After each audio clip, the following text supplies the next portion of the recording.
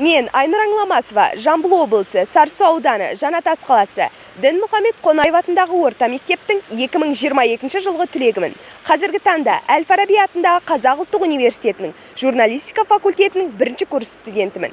Дінмұхамед Қонаев атындағы орта мектептің директоры Гүлмира Кенеспайқызына және мектеп ұжымына өз алғысымды білдіре отырып, келесі құттықтау видеоны сіздерге жолдаймын. Құрметті Дінмұхамед Қонаев атындағы орта мектептің ұлағатты ұстаздары, сіздерді келіп жеткен кәсіби мерекелеріңізбен шын жүректен құттықтаймын. Шығармашылықтарыңызға табыс, отбасыларыңызға амандық, дендеріңізге саулық тілеймін. Өнерлі де білімді сіздер мақтан тұтатын шәкірттеріңіз көп болғай.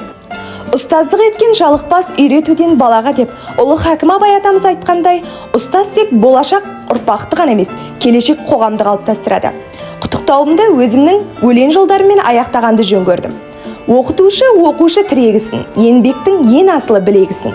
Құрмет тұтар өзіңді барша ғалам, ұстаз сен адамзаттың жүрегісін.